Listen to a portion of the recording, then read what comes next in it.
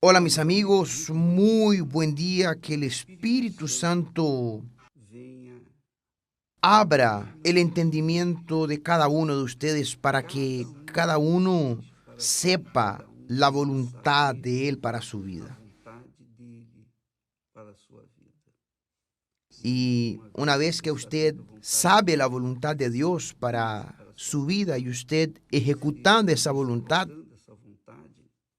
obviamente que usted va a ser feliz, porque nadie es feliz estando separado de Dios, del Padre eterno. ¿Cómo es que una persona puede ser feliz si ella está separada de su Señor y Creador? Entonces, cuando la persona recibe la información de la palabra de Dios, la revelación del Espíritu Santo, ella entiende, practica, obedece, sigue. Entonces ella está andando con Dios y consecuentemente todo lo que ella haga será exitoso porque Dios estará dirigiendo sus pasos, guiando sus pensamientos, conduciendo su corazón. Esta es la voluntad de Dios para cada uno de nosotros. Y es el reino de Dios, ¿no? El reino de Dios es ese cuando usted se deja conducir por el Espíritu Santo para que Él haga su voluntad en su vida. Entonces usted se torna feliz porque lo que Él quiere para usted y para mí es lo mejor. Por eso Jesús dijo, yo vine para que tengan vida y vida con abundancia.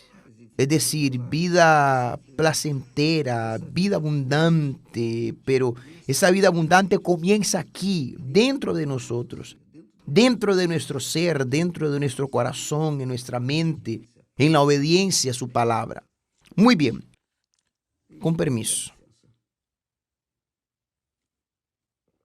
Una de las mayores revelaciones que hemos tenido en estos últimos tiempos está justamente en Mateo, cuando Jesús está registrado en Mateo, cuando Jesús les habla a los religiosos, cuidado, cuidado para que no se vuelva. Usted se volvió una persona cristiana, convertida, llena del Espíritu Santo, pero cuidado, vigile para que usted no se torne religiosa, para que no haga todo en el modo automático, que vaya a la iglesia, haga sus oraciones, y vuelva poco a poco a aquellas prácticas, aquellos rituales antiguos antes de conocer a Jesús. Y usted quedó fría o tibia en la fe. Y entonces, claro que la cosa se vuelve peor, ¿no? Es mejor una persona que no conoce nada de Dios y oye la palabra de Dios. Tiene más oportunidad de convertirse, de ser salva, que aquella que vino, conoció la verdad, se liberó, alcanzó la misericordia de Dios, la gracia de Dios, pero después quedó en el modo automático y terminó volviéndose tibia y se fue enfriando y hoy está ahí como un carbón, separada del brasero. Entonces Jesús estaba hablando a los religiosos, a los profesionales de la religión, mejor dicho, a los maestros de la religión judaica, a los que tenían conocimientos vastos sobre toda la historia de Israel. Y Jesús les estaba diciendo a ellos lo siguiente. Él dijo, insensatos y ciegos, ¿cuál es mayor? ¿El oro o el templo que santifica al oro? Mire qué cosa fuerte. Si alguno jura por el altar, no es nada. Pero si alguno jura por la ofrenda que está sobre él, es deudor. Eso es lo que ellos les enseñaban a los que iban al templo. Entonces Jesús nuevamente les dice a esos maestros, a esos profesores, instructores, necios y ciegos. Porque ¿cuál es mayor, la ofrenda o el altar que santifica la ofrenda? Vea lo siguiente. Lo mismo se dio en la época de Elías. La idolatría en Israel era patente. ¿Por qué? Porque Acab, que supuestamente era un judío verdadero, descendiente, hijo de Abraham, se casó con una mujer que era profetisa, que era sacerdotisa de Baal y Acera. Con ese mal casamiento vino la prostitución cultural, la idolatría en Israel, y el pueblo adherió, el pueblo siguió su liderazgo y se corrompió. Entonces Dios envió la sequía, el hambre, y el pueblo comenzó a morir de hambre. Entonces Dios estaba airado con su pueblo que conocía la verdad, pero que seguía la mentira. Y es eso lo que ha sucedido. Las personas, muchas, los religiosos prefieren prestarle atención a la ofrenda antes que al altar. Prefieren ver la cantidad que colocan en el altar y dejar al lado el altar, cuando en realidad la cantidad no vale nada si no está acompañada de su vida arrepentida, de su arrepentimiento. No voy a hacer más esto, no voy a hacer más lo otro. El hecho es que no sirve de nada que usted haga sus ofrendas de sacrificio en el altar, con el corazón del lado de afuera del altar. No sirve de nada porque eso es insensatez. Eso es ceguera. Jesús dijo, ¿qué es más importante, el altar o la ofrenda? O el altar que santifica la ofrenda. No sirve que usted coloque su cantidad en el altar y después salga por ahí diciendo, yo di esto, di aquello, etcétera, etcétera. Usted ha visto a muchas personas, incluso muy importantes, que están en los medios de comunicación, que hicieron eso, dieron un montón en el altar, colocaron por libre y espontánea voluntad sus ofrendas en el altar y se golpeaban en el pecho. Yo di esto, hice aquello, pero el altar no lo aceptó, el altar no lo recibió, el altar no santificó aquella ofrenda. Consecuentemente, la persona no conquistó, perdió. La persona pierde porque ella está priorizando el valor físico, material, y dejando a un lado el valor espiritual.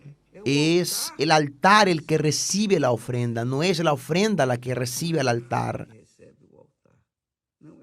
Si no hay altar, no hay ofrenda. Si hay ofrenda sin altar, la ofrenda es simplemente dinero, que no tiene ningún valor espiritual, ninguno, porque la persona está priorizando, se está enfocando solo en la cantidad, en lo que es físico. Dios quiere su alma, mi alma, nuestra alma. Dios quiere nuestra sinceridad, nuestra pureza, nuestra conversión, nuestro arrepentimiento. Arrepentíos fue la primera palabra que Jesús dijo. Juan el Bautista dijo, arrepentíos. Entonces, la persona tiene que llegar al altar arrepentida. Cuando está arrepentida verdaderamente, entonces coloca toda su vida en el altar, inclusive aquella ofrenda que carga consigo. Aquella ofrenda representa, simboliza, tipifica lo que está en su interior, y si da lo que es material, no es aceptado, el altar no lo acepta, que es el Espíritu Santo. Entonces usted tiene que entender eso para que usted sepa cómo llegar al altar, porque hemos visto, con permiso,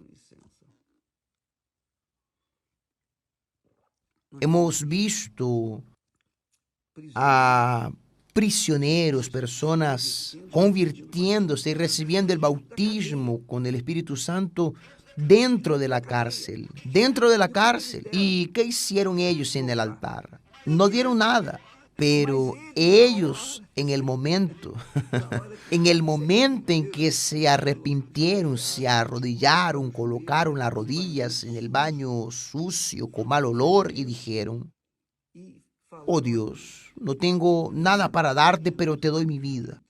Prometo y me comprometo a dejar mi vida de delincuencia, de vicios, de esto, de aquello, de robo, etcétera, etcétera. Pero sácame de aquí, Señor. Y Dios oyó la oración de ellos.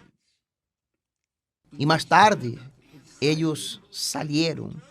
No cumplieron toda la condena. Antes fueron liberados, mucho antes. ¿Por qué? Porque Dios aceptó su ofrenda, aceptó su vida. ¿Entendió, mi amigo y querido amigo?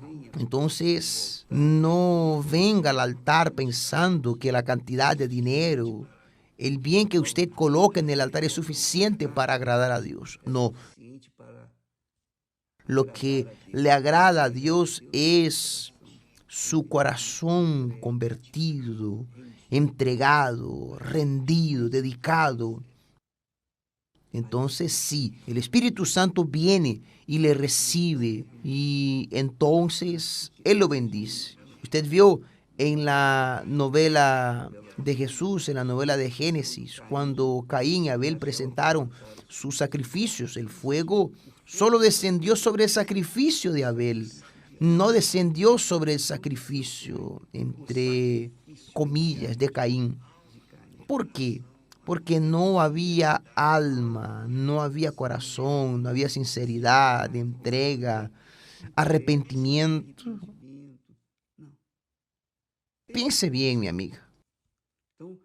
Por eso el profeta dijo al pueblo: ¿hasta cuándo vacilaréis vosotros entre dos pensamientos? Si el Señor es Dios, seguidle y obedezca su palabra. Si es Baal, id en pos de Baal. No esté intentando conciliar lo correcto con lo incorrecto, lo justo con lo injusto. Tome la decisión correcta, ¿está bien?